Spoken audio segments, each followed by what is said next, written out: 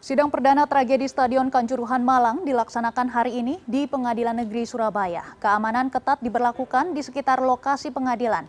Pembatasan masuk ruang sidang juga diberlakukan dan sudah ada koresponden CNN Indonesia Miftah Farid di Pengadilan Negeri Surabaya. Farid, selamat siang Miftah. Bagaimana jalannya sidang saat ini?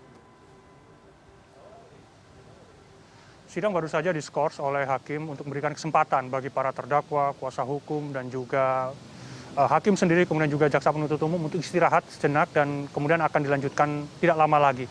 Dari sebelum diskors sudah ada 3 terdakwa yang dipanggil tadi, bergiliran satu-satu untuk dibacakan dakwaannya. Yang pertama tadi sampai yang ketiganya merupakan dari unsur kepolisian. Tadi yang pertama adalah mantan Danki Brimob 3 Jatim, yaitu AKP Has Darmawan, dan kemudian juga disusul oleh mantan Kabak Ops Polres Malang, yaitu AKP Wahyu Setio Parnoto, dan juga terakhir sebelum diskors tadi ada mantan Kasat Samapta Polres Malang, AKP Bambang Sidik Ahmadi.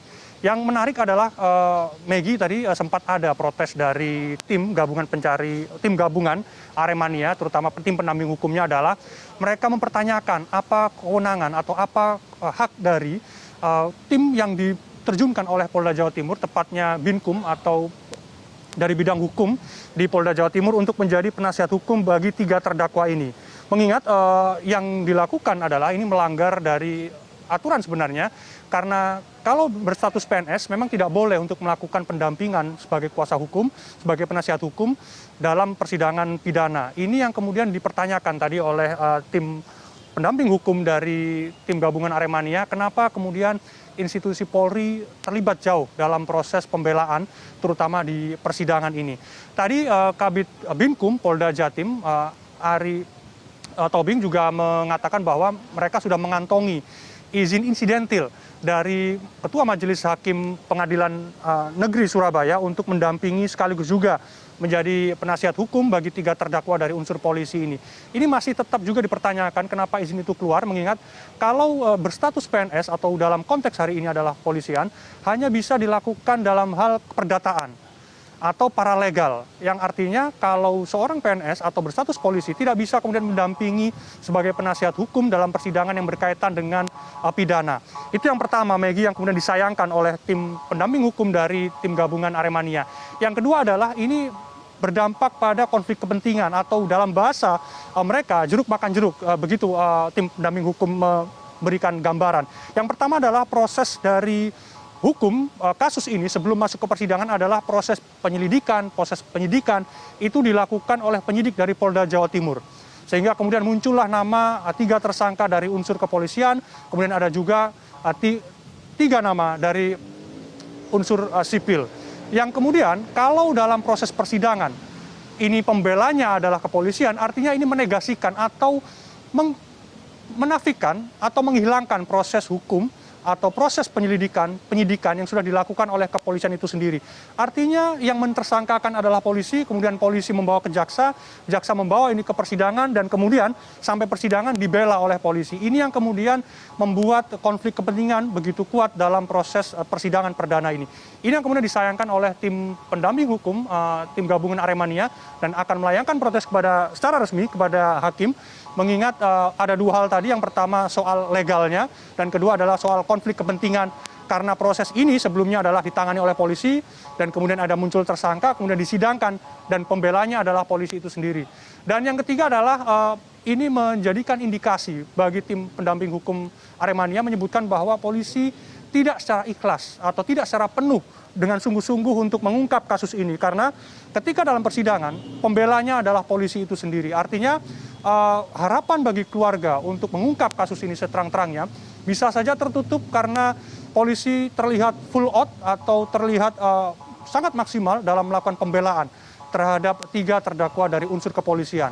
Bahkan tim ini dipimpin langsung oleh Kabid Binkum Polda Jawa Timur, yang ini menjadi indikasi bahwa mereka juga akan sangat bekerja keras untuk melakukan pembelaan terhadap 3 terdakwa yang sebelumnya ditersangkakan oleh kepolisian, tepatnya oleh penyidik Polda Jawa Timur. Ini yang masih menjadi pertanyaan bagi saya. Saya akan terus mengonfirmasi kepada majelis hakim, kenapa kemudian, apa pertimbangannya majelis hakim memberikan izin insidentil bagi seorang polisi yang berstatus PNS untuk menjadi penasihat hukum dalam proses persidangan pidana ini. Baik Miftah, selain isu konflik of interest ataupun pemihakan dari kepolisian, apakah Anda juga sempat berbicara dengan perwakilan Aremania hari ini? Apa saja sebenarnya harapan mereka dengan sidang hari ini dan bagaimana tanggapan mereka terkait sidang yang digelar secara tertutup? Ya Maggie, tadi saya berbicara dengan seorang ibu yang naik motor jauh-jauh dari kota Pasuruan untuk datang ke Pengadilan Negeri Surabaya, naik motor untuk memperjuangkan nyawa anaknya yang terbunuh dalam tragedi 1 Oktober yang lalu. Dia berharap bahwa pengadilan bisa melihat hati nuraninya untuk memproses kasus ini dengan baik dan dengan benar, sehingga keadilan bagi para korban 135 nyawa yang meninggal dalam insiden ini itu bisa ditegakkan. Meskipun mereka menganggap bahwa sangat pesimis, mereka bisa mencari keadilan dalam proses persidangan, tapi mereka tidak ada pilihan untuk terus mengikuti pengadilan ini sampai kemudian putusan nanti. Hal yang disayangkan bagi mereka adalah putusan dari Pengadilan Negeri Surabaya untuk tidak menyiarkan proses persidangan ini secara live, sehingga banyak sekali keluarga, bahkan ada ribuan keluarga yang kehilangan nyawa keluarga mereka dalam tragedi 1 Oktober 2022 ini tidak bisa menyaksikan bagaimana jalannya persidangan. Ini berkaitan dengan hak mereka sebagai keluarga korban untuk bisa melihat bagaimana kemudian proses keadilan yang bisa mereka terima setidaknya dari televisi, dari media yang bisa mereka nikmati secara langsung.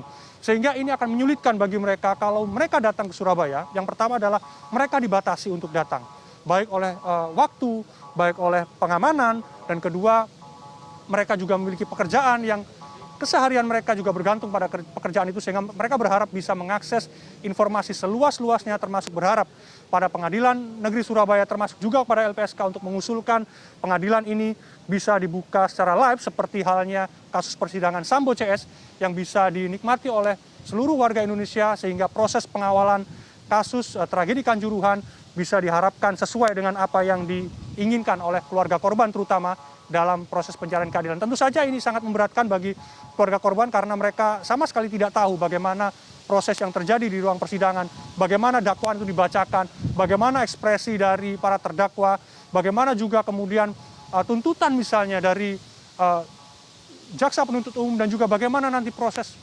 pembuktian yang semuanya sangat dibutuhkan oleh keluarga korban. Setidaknya ini mengobati sedikit rasa luka mereka ketika mereka bisa menyaksikan langsung persidangan meskipun tidak dari dalam ruangan Pengadilan Negeri Surabaya, tapi mereka berharap ada akses yang lebih terbuka, terutama live streaming dalam proses persidangan. Mereka mengetahui juga untuk hal-hal yang tertentu, misalnya Maggie, untuk pembuktian yang sifatnya sangat spesifik, ini menjadi kewenangan dari majelis hakim untuk tidak menyiarkan secara live, tapi untuk hal-hal lain yang setidaknya bisa ditayangkan secara live, mereka berharap bisa diperlakukan yang sama dengan pengadilan yang dialami oleh Sambo CS di Jakarta.